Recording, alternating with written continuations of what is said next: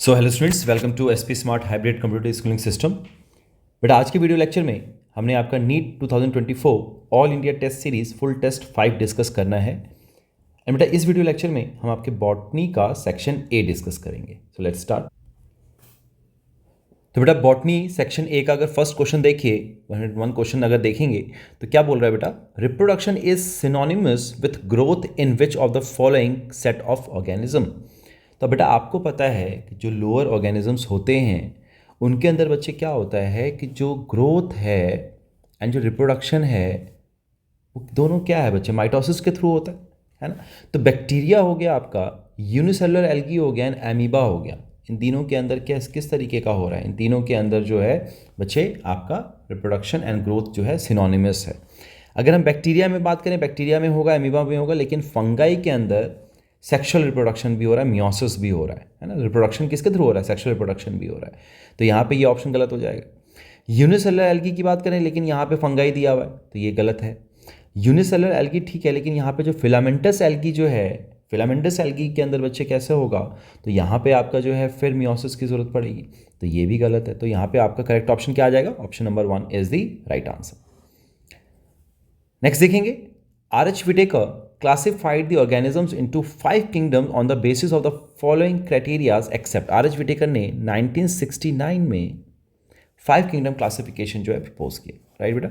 और उसका बेसिस क्या था, सेल स्ट्रक्चर है ना। सेल स्ट्रक्चर बताया कि सेल का जो स्ट्रक्चर है, वेदर दे आर प्रोकैरियोटिक होंगे या यूकैरियोटिक होंगे, दे आर सेलुलर हैं, टिश्यू ग्रेड हैं, उनका ऑर्गेनाइजेशन किस तरीके का है, इसकी बात की। थैलस ऑर्गेनाइजेशन की बात की, मोड ऑफ न्यूट्रिशन की बात की कि whether they are autotrophs, autotrophs में भी अगर वो फोटोसिंथेटिक हैं, कीमोसिंथेटिक हैं, है ना, हेटरोट्रॉप्स हैं, किस तरीके का न्यूट्रिशन है उनका, राइट। तो ये भी है, this was again one of the criteria, right. 16S RNA sequence, बच्चे 16S RNA सीक्वेंस जो होता है इसके बेसिस पे उन्होंने नहीं किया था, है ना। तो ऑप्शन नंबर 3 जो है is the right answer. This is not the basis of the following the criterias on which the 5 kingdom classification is based on, right। Phylogeny के बेसिस पे किया था उन्होंने, एंसेस्ट्री इवोल्यूशनरी रिलेशनशिप किस तरीके से है उनके बीच में, तो ये भी आ जाएगा, है ना। लेकिन ऑप्शन 3 जो है 16S RNA, it was not the basis of classification for the 5 kingdom classification based on R.H. Whittaker। Next question is match the following items with the column 1 and column 2। Mycorrhiza की बात करें बच्चे, mycorrhiza जो है it is the association between the fungus and the roots of higher plants, right. तो ये किसके अंदर होगा बच्चे, पाइनस में प्रेजेंट होगा, जिम्नोस्पर्म के अंदर प्रेजेंट होता है ना। कोलोराइड रूट्स की बात करें तो कोलोराइड रूट बच्चे कहाँ पे होगा, ये बच्चे आपका साइकस के अंदर होता है coralloid roots, right. This is again the association of fungus with the roots of cycas, है ना, इसको कोलोराइड रूट कहा जाता है। हेटेरोस्पोरी जो होगा बच्चे वो सेल्विनिया के अंदर होगा, स्लेजिनेला सेल्विनिया, ये दोनों हेटेरोस्पोरस होते हैं, है ना। 2 तरह के स्पोर्स, माइक्रोस्पोर्स, मेगास्पोर्स जो है बनाएंगे तो ये आ जाएगा। प्रोटोनिमा स्टेज जो है बच्चे ये आपका मॉसेस के अंदर होता है, ब्रायोफाइट्स के अंदर होता है ना, मॉस के अंदर होगा और उससे जो है गैमेटोफिटिक स्टेज बनेगा। तो यहाँ पे करेक्ट ऑप्शन क्या आ जाएगा आपका, option number 2 is the right answer. Next देखिए, agar agar is a commercially obtain from. तो बच्चे अगार अगार जो है रेड एल्गी से बनता है और example is Gracilaria and Gelidium. So option 2 is the right answer. Next question is assertion type का क्वेश्चन है बेटा, syngenesious condition is a characteristic feature of the Compositae. Compositae family के अंदर होता है, बिल्कुल, this is a true statement. And ये होता क्या है बेटे, तो stamens are united by their anthers only, filaments remaining free. तो जो स्टेमन्स होंगे वो बेटा क्या होगा, वो एंथर से जो है वो यूनाइटेड होगा, है ना। और जो फिलामेंट्स होते हैं वो फ्री रहते हैं, वो ज्वाइंटेड नहीं होते, है ना। तो यहाँ पर जो आपका ये जो स्टेटमेंट है ये भी ट्रू है और this is the correct explanation for the assertion. तो यहाँ पे आपका ऑप्शन क्या आ जाएगा, assertion and reason are true and reason is the correct explanation of the assertion. Option 1 is the right answer. Next देखिए, point out the correct floral formula of the Cruciferae. Cruciferae को क्या बच्चे Brassicaceae भी बोलते हैं, Brassicaceae भी है, है ना। और यहाँ पे आपको पता है कि ये क्या होते हैं, इसके साथ साथ तो इसका फॉर्मूला क्या होगा, जो कैलिक्स होगा वो 2+2 होगा, जो कोरोला है वो 4 है, जो एंड्रोशियम है बच्चे वो 2+4 के अरेंजमेंट में होता है, जो ओवरी होगा बेटा वो आपका सुपीरियर होगा एंड तो ये ऑप्शन ठीक है। इसके साथ साथ ये क्या होते हैं, एक्टिनोमॉर्फिक होते हैं एंड बाइसेक्सुअल होते हैं, राइट। तो this option 1 is the right answer. Next देखिए, सिलेक्ट द इनकरेक्ट स्टेटमेंट बोला गया with respect to the endodermis. क्या है, it is the inner most layer of the cortex. Yes, this statement is true. In transverse section the cells of endodermis appear barrel shaped. बिल्कुल सही बात है, barrel shape दिखाई देते हैं वो, है ना। ट्रांसवर्स सेक्शन अगर कट किया जाए, टीएस अगर कट किया जाए तो वो बैरल शेप दिखाई देंगे। The tangential as well as radial walls of the endodermal cells have a deposition of water impermeable waxy material suberin in the form of Casparian strips। बिल्कुल सही बात है बच्चे, किस में होता है, रूट्स के अंदर होता है, रूट्स में प्रेजेंट होता है Casparian strips, है ना। Are present in monocot stem. बच्चे मोनोकॉट स्टेम के अंदर जो एंडोडर्मिस है वो बेटा पिथ जो है ये वेल डिफाइंड नहीं होता है ना। तो यहाँ पे ऑप्शन 4 जो होगा it is the incorrect statement with respect to the endodermis. Next question is, in dicotyledone root conjunctive parenchymatous cells are present। तो बच्चे कहाँ पे present होता है, this is present between the xylem and the phloem patches, right। तो यही जो है आपका आगे चल के सेकेंडरी ग्रोथ में हेल्प करेगा। तो यहाँ पे आपका जो है option number 1 is the right answer. Both matrix of the mitochondria and stroma of chloroplast contain. तो बच्चे अगर हम मैट्रिक्स ऑफ माइटोकॉन्ड्रिया की बात करें एंड स्ट्रोमा ऑफ क्लोरोप्लास्ट की बात करें तो इन दोनों के अंदर क्या होता है बच्चे, प्रोटीन सिंथेसिस मशीनरी होती है। तो option number 3 is the right answer. Next देखेंगे, each enzyme has a substrate binding site in its molecule which forms highly reactive enzyme substrate complex. तो बच्चे एजर्शन बिल्कुल ठीक है कि जो एंजाइम है सबस्ट्रेट के साथ मिलके क्या बना देता है, सबस्ट्रेट एंजाइम कॉम्प्लेक्स बना देगा, है ना। And the enzyme substrate complex is a long lived and dissociate into its product and unchanged enzyme. तो बच्चे यहाँ पे लॉन्ग लिव्ड नहीं होगा बच्चे, शॉर्ट लिव्ड होगा, क्योंकि ट्रांजिशन स्टेज आ जाएगा, है ना बेटा। और उसके बाद वो किस में आता है, पहले कॉम्प्लेक्स बनाता है, यहां से क्या बनेगा, एंजाइम प्रोडक्ट कॉम्प्लेक्स बनेगा, और इसके बाद प्रोडक्ट अलग हो जाएगा और एंजाइम अलग हो जाता है, ठीक है। तो this reason is false reason. तो यहां पे क्या आ जाएगा, if assertion is true but reason is false, so option 3 is the right answer. Next question देखेंगे, रीड द फॉलोइंग स्टेटमेंट, और इसमें क्या बताना है, इन स्टेटमेंट में से करेक्ट कौन कौन से हैं, है ना। तो यहाँ पे in mitotic cell division chromosome number is halved. बच्चे क्रोमोसोम नंबर जो है मियोसिस में होता है, माइटोसिस में नहीं होता है ना। तो क्रोमोसोम नंबर जो है सेम रहेगा, तो this statement is wrong. Centromere is the point where two sister chromatids held together. बिल्कुल सही है, दिस इज सेंट्रोमेयर। और यहाँ पे इस तरीके से जो है आपको पता है बेटा, इस तरीके से जो सिस्टर क्रोमैटिड्स हैं वो हेल्ड टुगेदर होते हैं, एक साथ रहते हैं, राइट। प्राइमरी कंस्ट्रक्शन है, तो this statement is true. The period between two successive mitotic division is known as telophase. बच्चे उसको इंटरफेज कहा जाता है ना। क्या कहा जाता है, इंटरफेज कहा जाता है। तो ये स्टेटमेंट भी रॉन्ग है। During G1 phase the cell is metabolically active and continuously grows but does not replicate its DNA। yes, this statement is true। Replicate नहीं करेगा क्योंकि रेप्लिकेशन जो है वो S फेज में होना है ना। तो यहाँ पे ये स्टेटमेंट ठीक है। तो हमारे पास स्टेटमेंट कौन कौन सा ठीक आ गया, 2 is right and 4 is right. तो ऑप्शन नंबर 4 जो है 2 and 4 only is the correct statement. Next question देखिए, in all of the given phases each chromosome have true chromatids except. तो बच्चे मेटाफेज 1 के अंदर भी 2 क्रोमोसोम्स होंगे, 2 क्रोमैटिड्स होंगे। एनाफेज 1 में भी 2 क्रोमैटिड्स होगा, मेटाफेज 2 में भी होगा। लेकिन जो एनाफेज 2 जो है यहाँ पर जो सिस्टर क्रोमैटिड्स हैं बच्चे वो अलग होते हैं ना, सेपरेट हो जाएंगे, पोल्स की तरफ चले जाएंगे। तो यहाँ पे ऑप्शन 4 जो है एनाफेज 2 के अंदर जो क्रोमोसोम्स हैं उसमें 2 क्रोमैटिड्स नहीं होते। तो option 4 is the right answer. Next question है, observe the given setup, this was the part of series of experimental performed by. तो यहाँ पे इन्होंने क्या किया, किसका एक्सपेरिमेंट है, प्रेस्टले का, जिन्होंने ऑक्सीजन को भी डिस्कवर किया था, है ना। तो इन्होंने क्या बोला कि अगर यहाँ पर अगर किसी चीज़ के साथ प्लांट के साथ साथ अगर आप प्लांट डाल दो तो यहाँ पे क्या होगा, ये ऑक्सीजन रिलीज़ करेगा। अगर ऑक्सीजन रिलीज़ कर रहा है प्लांट तो यहाँ पे जो कैंडल है वो भी जलेगा और जो माइस है वो भी जिंदा रहेगा, है ना। तो यहाँ पे this was the experiment, it was performed by Priestley. Option 1 is the right answer.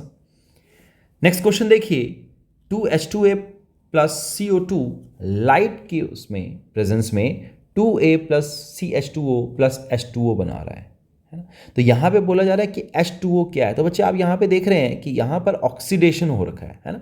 तो ये क्या होगा, ऑक्सीडाइजेबल कंपाउंड हो जाएगा। तो option 1 is the right answer, ये ऑक्सीडेशन करता है ना। तो option 1 is the right answer. Next question is which of the following process take place in the matrix of the mitochondria. तो बच्चे मैट्रिक्स में क्या होता है, मैट्रिक्स के अंदर फॉर्मेशन ऑफ एसिटाइल कोएंजाइम में भी मैट्रिक्स में होगा, Krebs cycle, citric acid cycle भी होगा, लेकिन जो लैक्टिक एसिड फर्मेंटेशन है बच्चे कहाँ पे होता है, मसल्स में होता है, मसल्स ऑफ ह्यूमन। हमारे मसल्स के अंदर होता है ये। जब ऑक्सीजन की कमी हो जाएगी तो वहाँ पे क्या होता है, जब विग्रेस एक्सरसाइज करते हो तो क्या होता है, लैक्टिक एसिड फर्मेंटेशन होने लग जाता है, मसल्स जो है ऑक्सीजन खुद से होकर। तो यहाँ पे जो है आपका आंसर जो आना चाहिए, दिस इज रॉन्ग। तो only A and B are the correct statement. Option 4 is the right answer. Next है in Embden Meyerhof in Parnas pathway that is the glycolysis. Glycolysis की बात की जा रही है एंड ग्लाइकोलिसिस के अंदर क्या होता है बच्चे, 6 कार्बन का जो मॉलिक्यूल है दैट इज ग्लूकोज, ये कन्वर्ट हो जाता है पायरुविक एसिड के अंदर, दैट इज 2 मॉलिक्यूल्स, है ना। ये कितने हैं, 3 कार्बन का, तो 3 कार्बन के 2 मॉलिक्यूल्स बन जाते हैं, राइट। तो इसमें क्या बोला, how many steps ATP synthesize, तो 2 जगह पे ATP सिंथेसाइज होगा।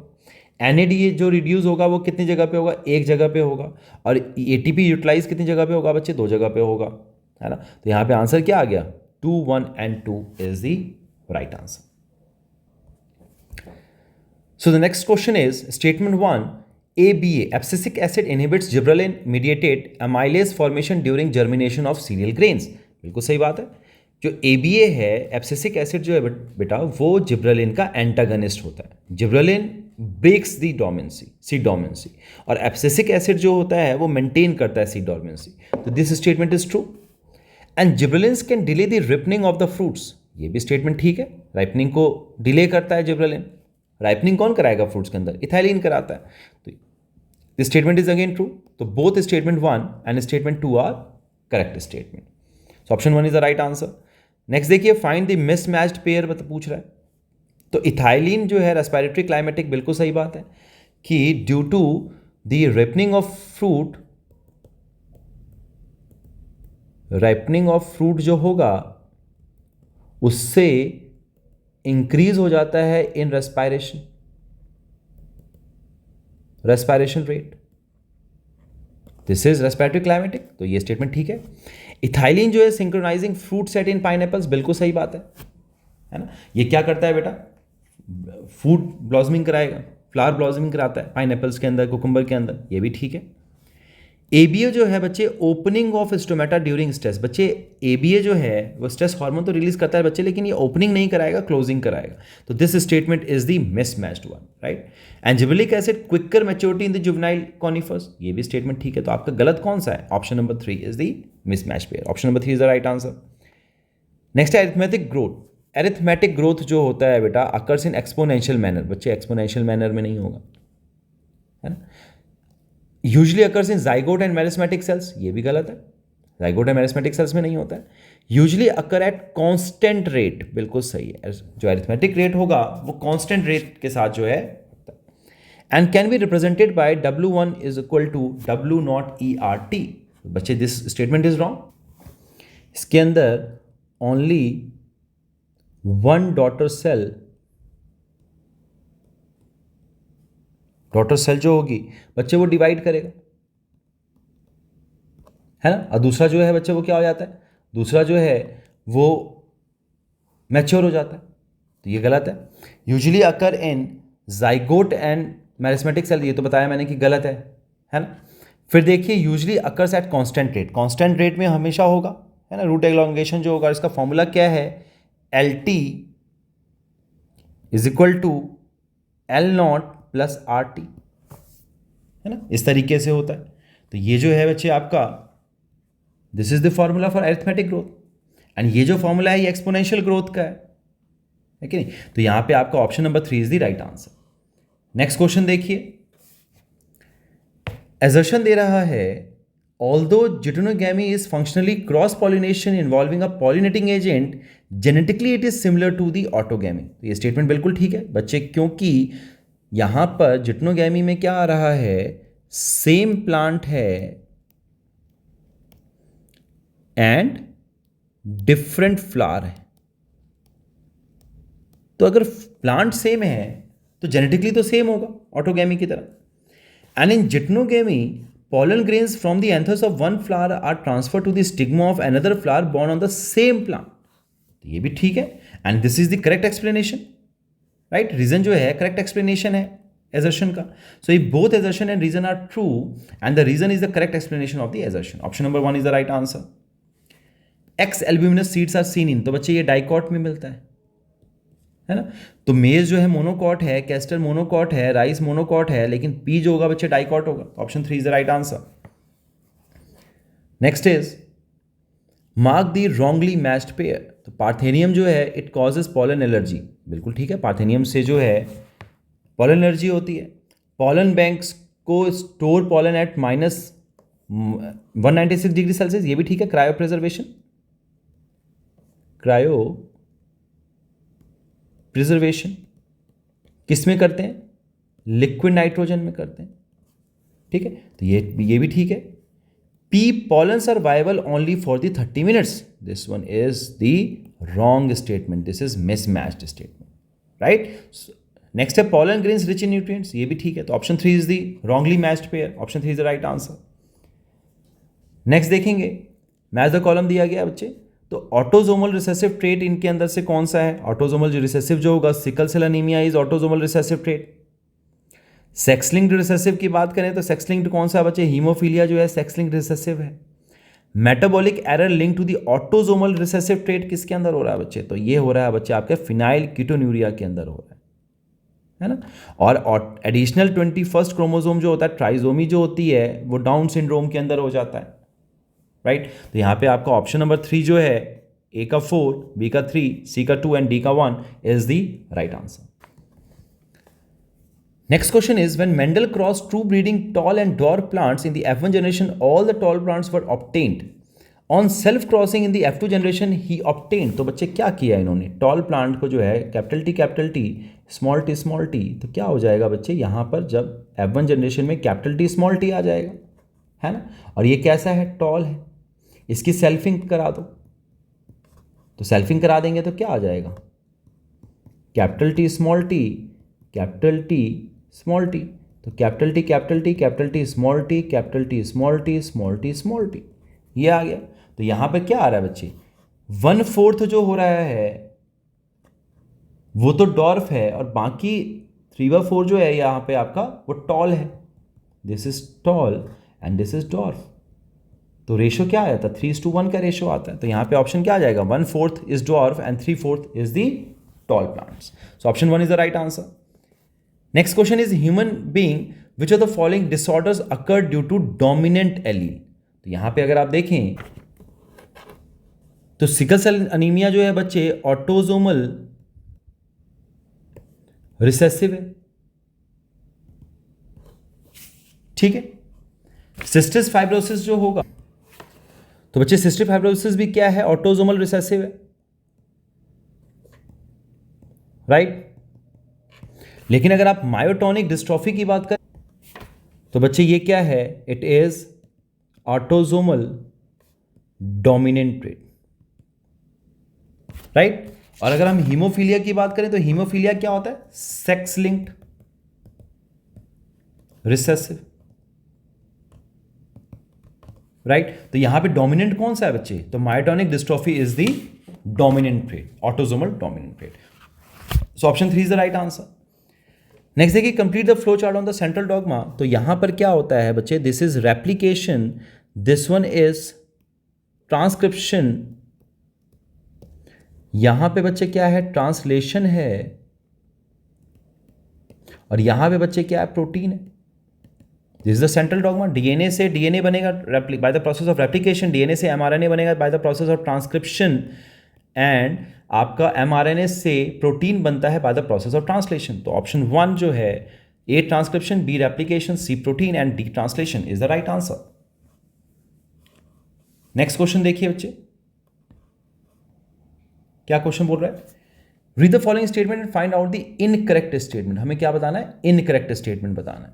तो यहां पे देखिए, the length of DNA is usually defined as the number of nucleotide और base pair present in it. तो ये तो करेक्ट स्टेटमेंट है। In DNA every nucleotide residue has an additional OH group present at the 3 prime, बच्चे 2 prime पे नहीं होता है, इन द डीऑक्सीराइबोज। तो this one statement is wrong. Nuclein was discovered and named by Friedrich Mischer in 1969। तो बच्चे ये 1969 में नहीं किया था, ये इन्होंने कब किया था, 1869 में किया था। दिस स्टेटमेंट इज रॉन्ग, है ना। Adenine pair with thymine and guanine with cytosine through H bonds, this make one strand complementary to the other. तो यस ठीक है, एडेनिन जो है डबल बॉन्ड के साथ थाइमिन के साथ अटैच होगा, और जो गुआनिन है वो ट्रिपल बॉन्ड के साथ साइटोसिन के साथ बॉन्ड बनाता है ना। बॉन्ड कौन सा है, H बॉन्ड, हाइड्रोजन बॉन्ड। ये भी स्टेटमेंट ठीक है। The proposition of the double helical model of the DNA was also based on the observation of the Erwin Chargaff. ये भी ठीक है, रूल्स हैं कुछ इसके, ठीक, कि प्यूरिन जो होगा इज इक्वल टू पायरेमिडीन, है ना।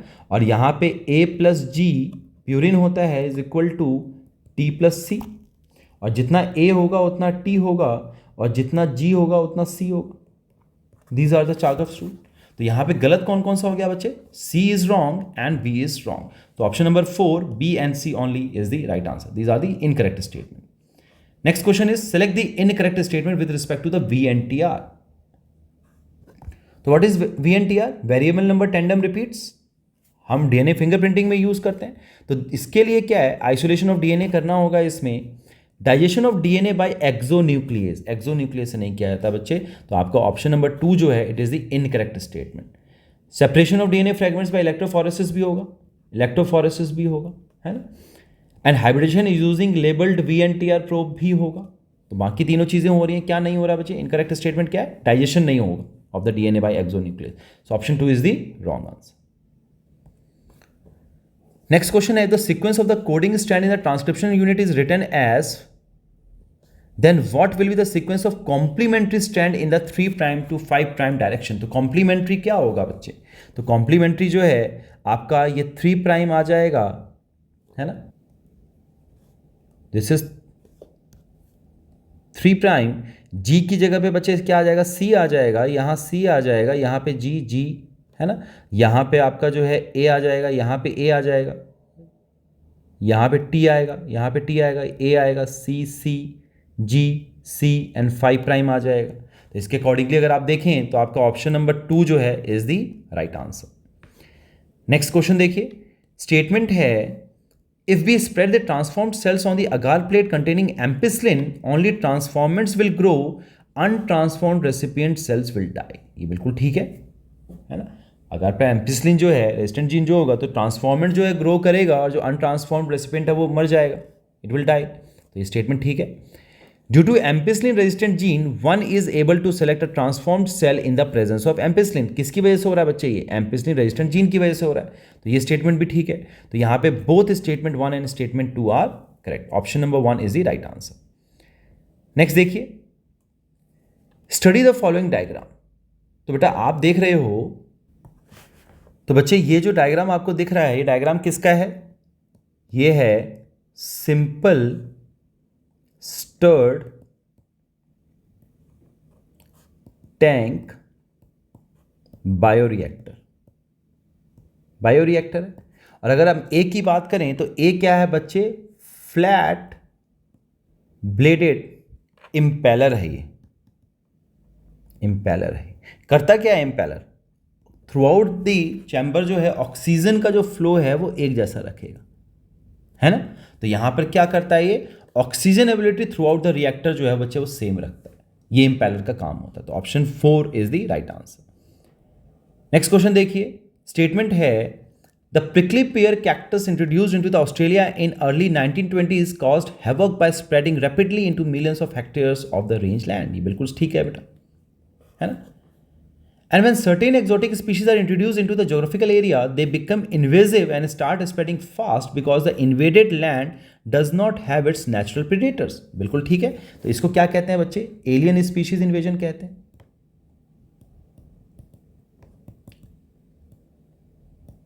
है ना, इन्वेट करने लग जाते हैं वो. तो ये भी स्टेटमेंट ठीक है. तो आपका both statement 1 and statement 2 are correct. So option 1 is the right answer. Next question देखिए, स्टेटमेंट वाला क्या क्वेश्चन है. Temperature and soil moisture are the important climatic factors that regulate the process of decomposition. बिल्कुल ठीक है बच्चे, temperature and soil moisture का बहुत बड़ा रोल आता है डिकम्पोजिशन के प्रोसेस में. तो ऑप्शन ये statement is true. Warm and moist environment favours decomposition whereas low temperature and anaerobiosis inhibits decomposition. बेटा बिल्कुल सही है. अगर लो टेम्परेचर होगा और अगर ऑक्सीजन की कमी हो जाएगी तो बच्चे क्या होता है, डिकम्पोजिशन का रेट लो हो जाता है ना. और अगर वार्म एंड मॉइस्ट एनवायरमेंट है तो डिकम्पोजिशन को वो फेवर करता है. तो बोथ स्टेटमेंट आर ट्रू. तो ऑप्शन 1 जो है, both statement 1 and statement 2 are correct.